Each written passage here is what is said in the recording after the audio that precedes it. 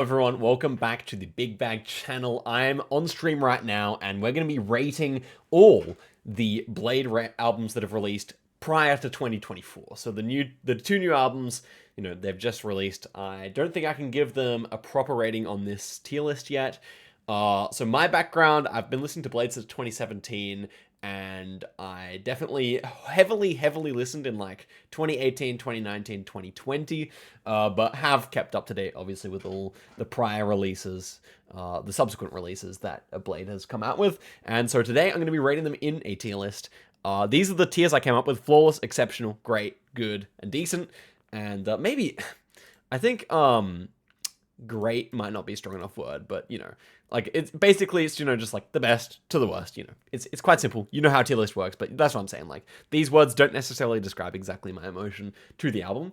And yeah, we're just gonna get into it today. We're gonna go chronologically, so we're gonna bring up my Spotify here and kind of go through. So starting off with Glue, and yeah, I don't know. I think I should change it to like very great, great, and then good. I feel like that actually describes. I don't think there's anyone that I would just say is just decent. Like, every single Bladee album is worth listening to. So we'll go like that. That way, that actually does really describe my emotions better, and I'll feel more comfortable putting things in the middle tier probably then.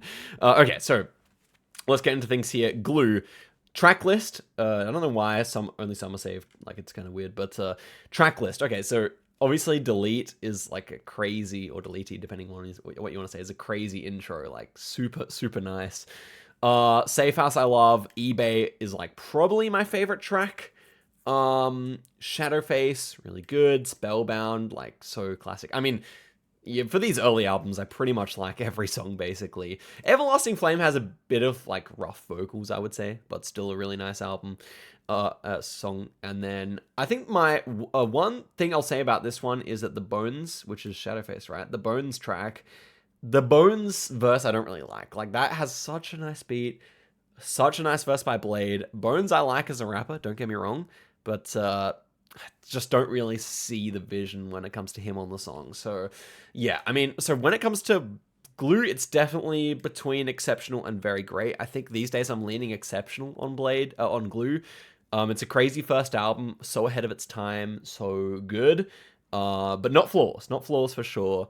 And yeah, I mean, so many good tracks, but this was really interesting. I'm just noticing this, that the Unreal is actually the most listened song on here.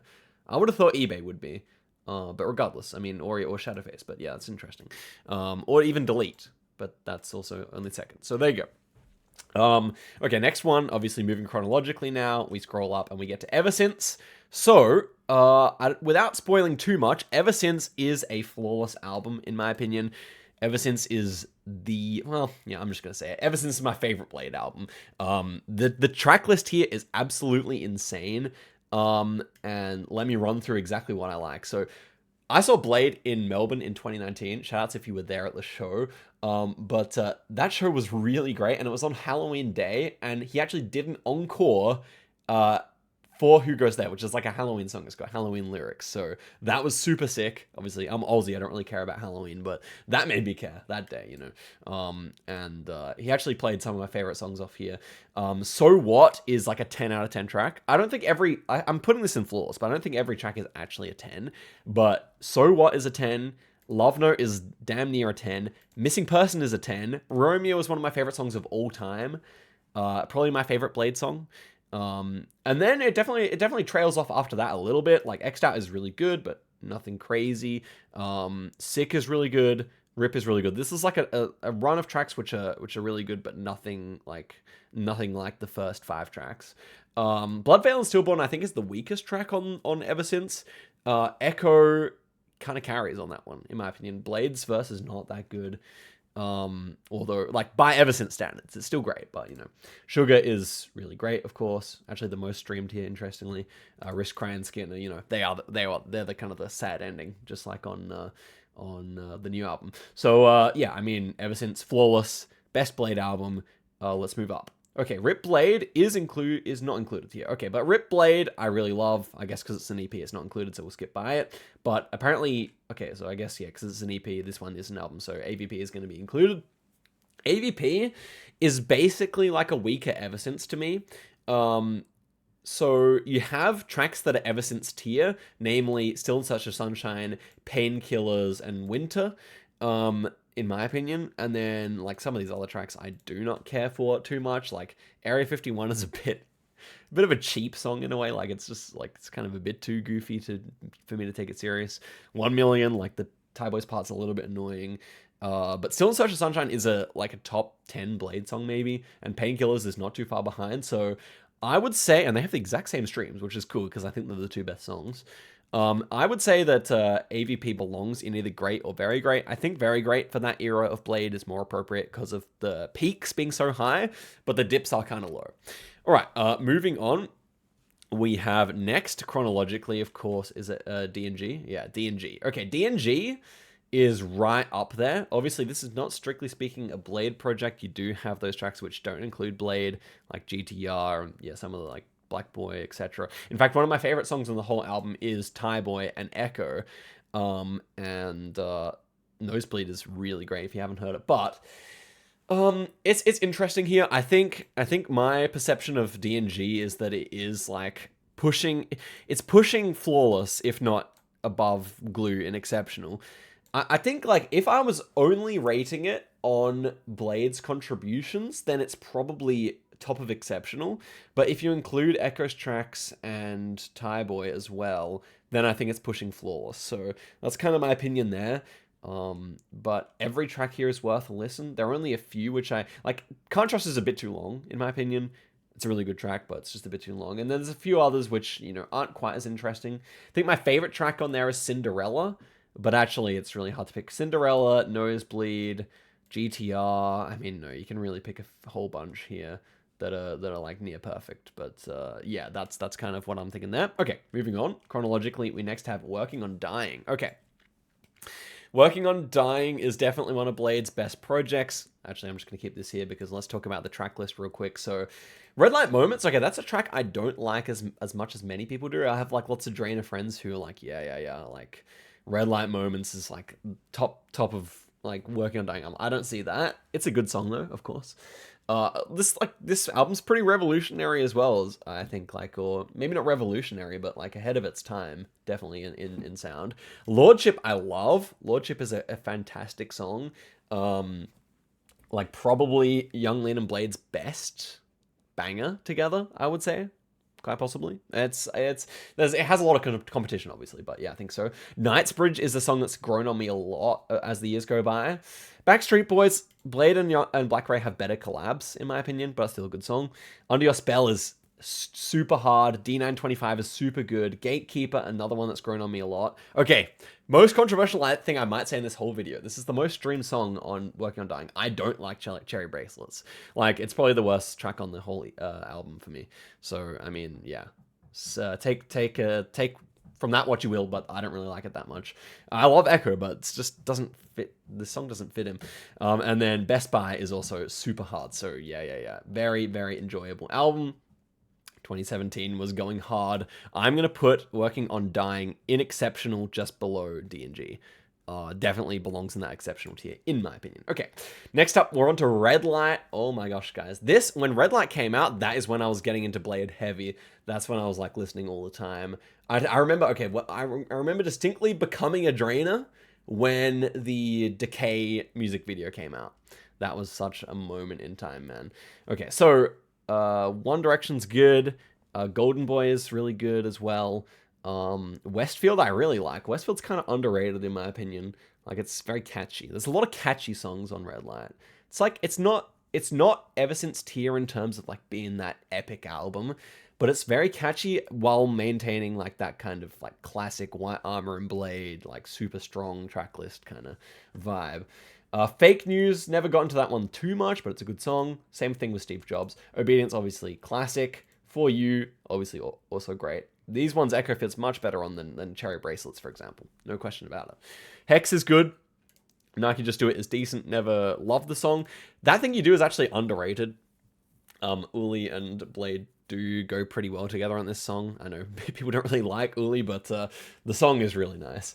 Decay is probably the best song on Red Light to my mind, apart from Puppet Master, which is actually my favorite, and it's actually, I think, still the least streamed track. So it's interesting. We go from Working on Dying, where my least favorite is the most streamed, and now my favorite is the least streamed. But yeah, Decay and Puppet Master are so good. Puppet Master, if you haven't listened to this song when you're sad, bro, hits different.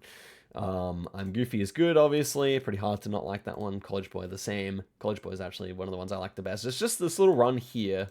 Fake News, Steve Jobs. And Golden Boy, I guess. These three I don't find as compelling, but yeah, still a great album. Moving past the singles, might do another video on the singles if this gets some views, but moving on to Ice Dancer. So again, I clearly remember when Ice Dancer came out, it was like Christmas Day or Boxing Day or something, right? And I was like very hyped. It leaked first, if you guys remember. I don't know if you guys were there for that, but it leaked first before it came out. So I was listening to the leak on SoundCloud and everything. I think the management accidentally dropped it or something. So, oh yeah, we have to rank Red Light. Red Light was flawless to me. Red Light's basically a perfect album. It's not as good as Ever Since, though, for sure. But it is better than D&G slightly, I would say. Okay, Ice Dancer. So Ice Dancer is a long album. It's 19 songs long. Obviously, the one we got today is longer. But Ice Dancer is pretty long. It's also relatively short in terms of like song length, though, which I always like.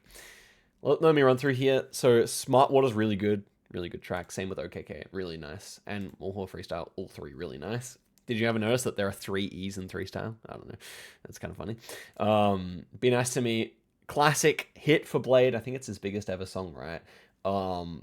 This to me like deserves the hit status, man. Like it's got an extremely good beat. And I don't know, like it's just really like worthwhile. So definitely love that track. Frosty the Snowman. Okay, controversial take. I don't like Frosty the Snowman that much. It was like a single for like a year before Ice Dancer came out. I just find the flow kind of annoying on this song, to be honest. Like never gonna be going out of my way to listen to that. Inside Out's great. And then you kind of get onto like the second half of the album where like everything's kind of a bit more low-key, less kind of hit intense. Jaws is really good. The intermission I love. Like, I know when that came out, everyone was like, what is this? But no, I really love that. Side by Side is a banger. 15 million streams, that's a lot. Top Man is really good. Really like Top Man. Waster is like a super beat. That one's actually gone up in streams a lot, I feel. But yeah. And then you get the, like, this half. To me, like, I'm looking down. DG Jeans is really good. You could cut this for me. Honestly, you could cut this for me and cut Frosty the Snowman, and then it would be a like banger short album. These songs are all decent, but like they didn't really need to be there, in my opinion. Just saying. Never really cared too much for the outro. It's just like standard drip sword stuff. It's good, but it's nothing crazy. Ice Dancer, I would actually put top of very great. I think I don't love it as much as other people do. I think it had a bit too much fat. I think if you narrowed it down to the best tracks, then it would be an exceptional. But as it stands, I don't put it in exceptional personally. Moving on, we have Trash Island. Trash Island was super exciting when it came out. I don't know, like I was a heavy drainer at this stage. We got lots of singles between Ice Dance, which came out right at the very end of 2019. And then we waited a long time for anything else solo Blade. Like the next solo Blade actually came out when Exeter came out. So like a year and a bit after, but this was 9 months later. For that time, that took a long time to like come out. Everyone was like fiending for some new music. This came out just before, how many days? This came out just before I saw Blade in Melbourne, so I was spam listening to this when it came out. Like maybe actually just a matter of like 2 weeks before I saw Blade or Halloween. Yeah, so right, so a month. Wait, what day is Halloween again? Is it end of October? So like a month and a half, or is it the end of September? It's end of October, I think. I don't even know, bro. Okay, Trash Island. Super song, 1 for 1. 30th Floor is super as well. 30th Floor might actually be the best song on Trash Island to me. Kind of a controversial opinion, because it's actually, again, one of the least streamed. Waterfall is great. Victim. Is that Tyboy's second song called Waterfall? I think so. Am I not wrong that Tyboy also has a song called Waterfall on here? Or am I tripping? What's it? Climbing. Okay, Climbing. It's about a waterfall. Never mind. Lyrically, it's, I guess, similar. Victim, Victim 9 million streams. Okay, I have all these controversial opinions, bro. I don't like Victim that much. I just find it a little annoying. Not the best song. Western Union, great. Obviously, big hit. The Void and Acid Rain are both really nice. Not songs I listen to a whole lot, but they're both really nice. And You Lose is also nice. So, like, yeah, I mean, it's a really great EP. And I would probably put it in very great. I don't think it's quite on the level of some of the others here. I may actually prefer it to Ice Dancer. If you had to delete one, obviously I would delete Trash Island. But, like, consistency-wise, it might actually be above Ice Dancer, I think. So, yeah, I'm gonna leave it there. I'm gonna leave it there. Okay, next one here. Exeter has grown on me a lot since it came out. A lot. So we have the intro, like nothing crazy in my opinion. Wonderland is really nice. I really like Wonderland. Merry-Go-Round is kind of annoying, but at the same time good, if you know what I mean. Every Moment Special is actually probably my favorite song apart from the Echo tracks on this. Like, it's just so good. Also, again, the least streamed or almost the least streamed song on the album, but super nice. DNA Rain is good. Be In Your Mind is kind of funny because it sounds like, you know, the animal bee. I don't know, it's funny. Collabs are good. Yeah.